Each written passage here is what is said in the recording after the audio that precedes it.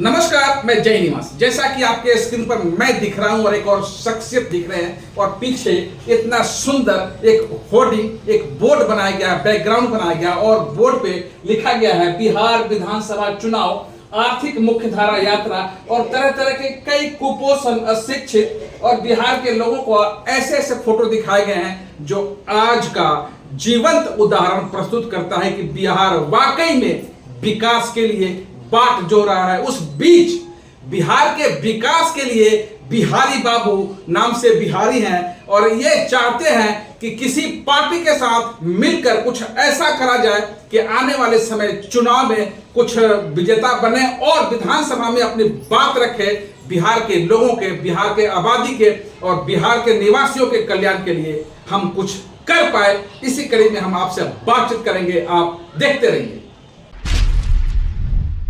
मेरा नाम बिहारी कुमार है और मैं बिहार प्रदेश महासचिव रहा हूं और पूर्वी दिल्ली जिला अध्यक्ष रहा हूं मजदूर किराएदार विकास पार्टी से। मेरी पार्टी विलय कर चुकी है। भारतीय जनता पार्टी में एक आशा से विलय की थी कि मजदूरों के लिए कुछ काम होएगा, दिल्ली में प्रधानमंत्री आवास योजना लागू होगा और गरीबों को मिलेगी। हमारी एक संस्था भी है जिससे हम लोग जुड़े हुए हैं और किराएदार आंदोलन चलाते हैं। तो आंदोलन के साथियों के साथ जो है एक योजना बनाई हमने कि हमें अब बिहार विधानसभा चुनाव में छलांग लगानी चाहिए।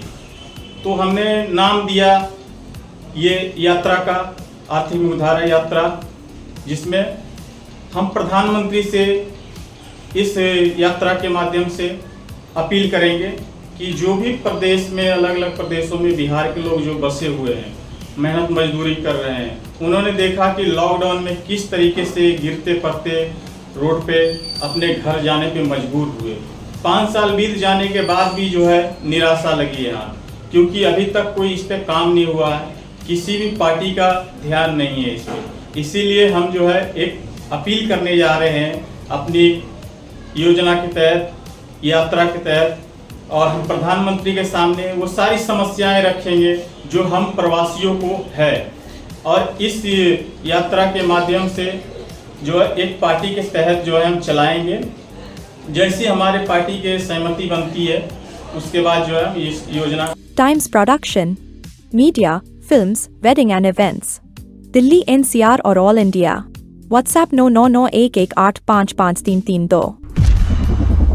सबसे पहले आप ये बताइए, बिहार विधानसभा चुनाव को लेकर आपने आर्थिक मुख्यधारा यात्रा का नाम दिया है, यह कैसे नाम पड़ा है और इसके आगे पीछे क्या कुछ करने वाले हैं?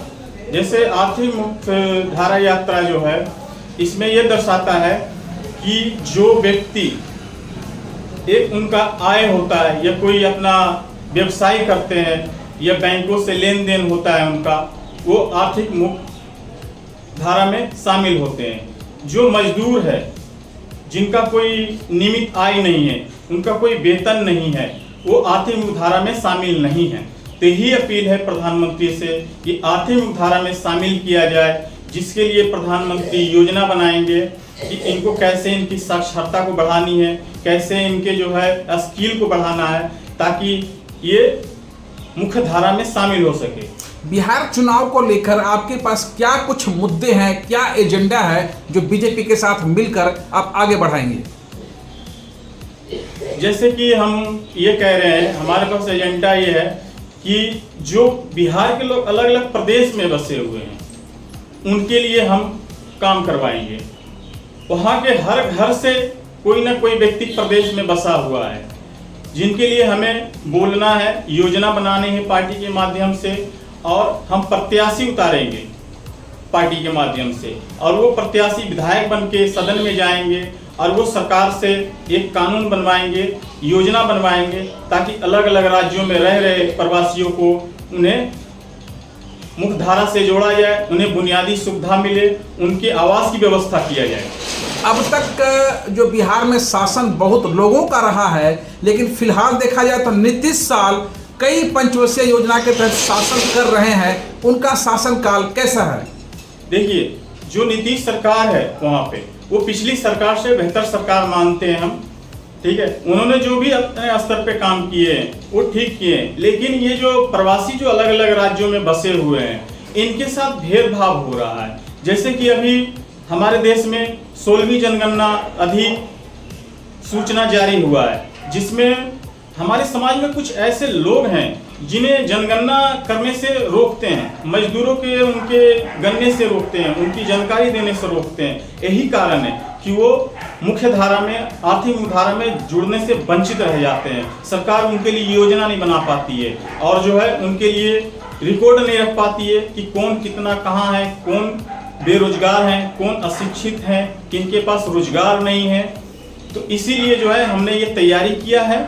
हमारा विचारधारा ये है कि हम इस बार इस योजना के तहत, आर्थिक मुख्यधारा यात्रा के तहत किसी राजनीतिक पार्टी से मिल करके हम सारी वो समस्या प्रधानमंत्री के आगे रखेंगे कि प्रधानमंत्री जी, आप जो है जितने भी वंचित है अलग अलग प्रदेश में, बिहार के लोग, पूर्वांचल के लोग या अन्य और भी प्रदेश के लोग रह रहे हैं, आप राज्य सरकार को निर्देश जारी करें कि वो उन प्रवासियों के लिए योजना बनाए, उन्हें जो है आर्थिक मुख्यधारा से जोड़ें, उनके बच्चे की स्वास्थ्य, शिक्षा और उनकी स्किल पे ध्यान दें, उनकी उच्च वेतन दिलवाए और उनकी जो है आर्थिक मुख्यधारा में आगे बढ़ाएं।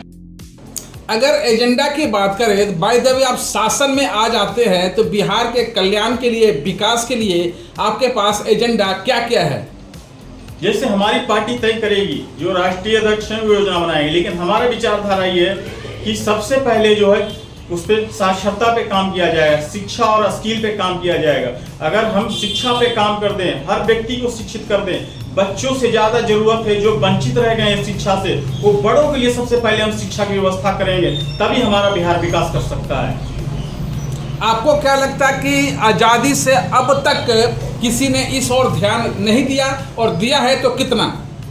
आजादी से अभी तक किसी भी ने, जो वंचित रह गए शिक्षा से, जो अधेड़ लोग हैं, जो जिनके बच्चे बड़े हो चुके हैं, जो बच्चे कमा रहे हैं, उनको एक ही सपना दिखाया जा रहा है कि अपने बच्चों को पढ़ाइए और आपके बच्चा जो है दुख, बीमारी और आपकी परेशानी, गरीबी दूर करेगा। लेकिन ऐसा नहीं है, गलत सोचना है। जब तक बड़े शिक्षित नहीं होंगे, बच्चों को अच्छी शिक्षा नहीं दिलवा पाएंगे, उन्हें अच्छी मार्ग पे नहीं ले जा सकते। वो चुनाव को लेकर बिहार के मतदाताओं से क्या कुछ अपील करना चाहते हैं?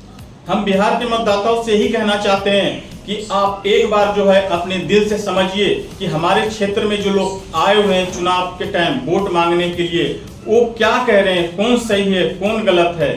एक बार जो है उनके घर घर से प्रदेश में रह रहे हैं, उनके विकास के लिए, उनके काम के लिए हम कह रहे हैं, आप उस पर एक बार विचार करिए। तो आपने देखा ये बिहारी बाबू ने क्या कुछ बुलंद आवाज में अपनी बात रखी। आपको समझ में आए तो यह खबर अन्य लोगों तक शेयर कीजिए, अन्य बिहारियों तक अपने समूह में शेयर कीजिए। तब तक के लिए जय निवास का जय।